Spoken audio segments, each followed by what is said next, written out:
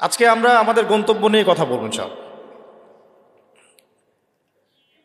আজকে আমি বক্তব্যটা সাজানোর চেষ্টা করছি এভাবে যে এই কয়েকদিন আগে আপনারা দেখেছেন যে বাংলাদেশের জাতীয় ওলামা পরিষদের সম্মেলন হয়েছিল।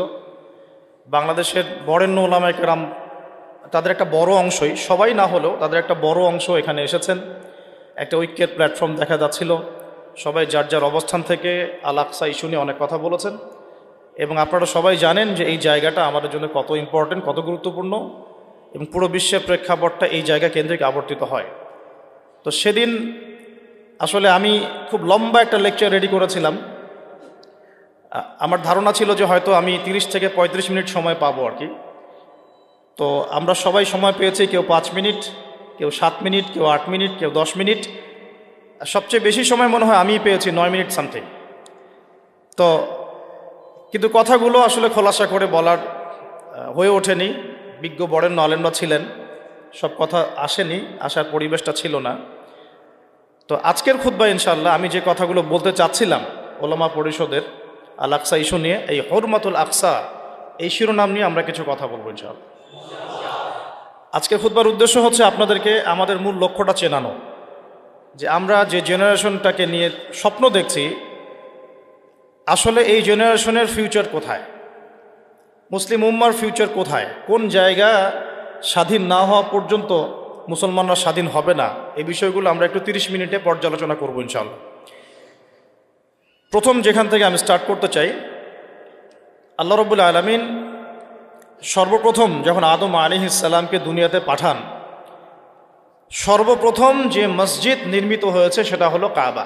কোন মসজিদ? একটু লাইভলি থাকবেন তাহলে বুঝতে পারবেন ইনশাআল্লাহ। এই কাবা নির্মাণের 40 বছর পর দ্বিতীয় যে মসজিদটা নির্মিত হয়েছে সেটা হলো আল আকসা। কত বছর পরে? মাত্র 40 বছর পর। এই আল আকসাই পৃথিবীর ইতিহাসের দ্বিতীয় মসজিদ। অগণিত নবী রসুল এখানে জন্ম নিয়েছেন, এই বাইতুল মুকাদ্দাসে এখানে বেড়ে উঠেছেন। এই জায়গা কেন্দ্র করে তারা বিশ্বকে শাসন করেছেন, দাওয়াতি কাজ করেছেন, আল্লাহ তাওহীদের বাণী প্রচার করেছেন। এই আল আকসাই হচ্ছে নবী ইব্রাহিম আলাইহিস সালামের হিজরতের জায়গা। আমি শুধু মূল পয়েন্টসগুলো টাচ করছি আপনাদের, বিস্তারিত আপনারা পড়ে নেবেন। এই আল আকসাই হচ্ছে নবী ইব্রাহিম আলাইহিস সালামের হিজরতের জায়গা। তিনি থাকতেন ব্যাবিলনে, ইরাকের বাবেল শহরে। সেখান থেকে মূর্তি পূজারী পরিবার ত্যাগ করে তিনি চলে গিয়েছিলেন এই আল আকসায়, জেরুজালেমে। ওই জায়গাকে তখন বলা হতো শাম। এখন ওই জায়গাকে শামই বলা হয়, কিন্তু এখন শাম বলতে আমরা বেসিক্যালি সিরিয়াকে বুঝি, কিন্তু আসলে শাম শব্দ দিয়ে এই সিরিয়া শুধু না, প্যালেস্টাইন, লেবানন, জর্ডান, সিরিয়া পুরো জায়গাটাই শামের অন্তর্ভুক্ত। আগে ওই জায়গাকে বলা হতো কেনান। কি বলা হতো? কেনান।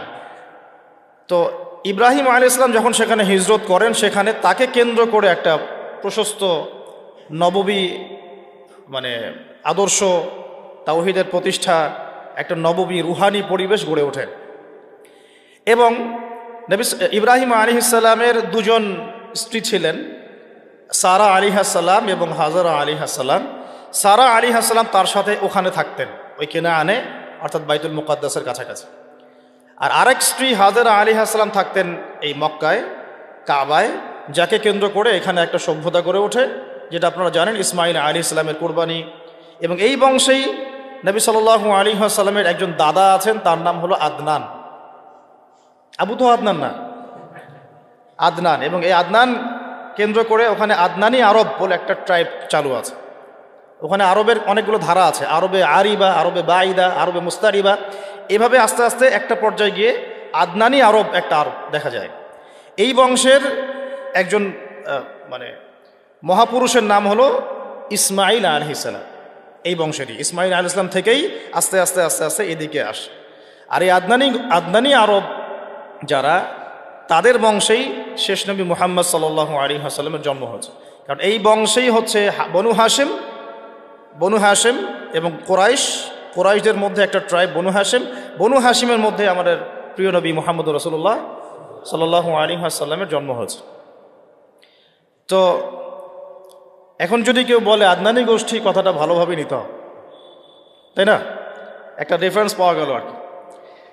আচ্ছা, তো এখানে একটা ট্রাইব দেখছি আমরা মক্কায়, আরেকটা ট্রাইব দেখছি আমরা কেনানে, যেটাকে আমরা বলছি বাইতুল মুকাদ্দাস। ওইখানে ইব্রাহিম আলাইহিস সালামের আরেক সন্তান বেড়ে উঠতে লাগলেন, তার নাম হচ্ছে ইসহাক আলাইহিস সালাম।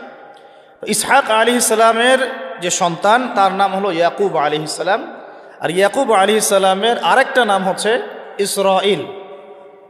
ইয়াকুব আলাইহিস সালামের আরেক নাম হলো ইসরাইল, এবং এই ইসরাইল নাম থেকেই পরবর্তীতে এই বংশের নাম হয়েছে বনু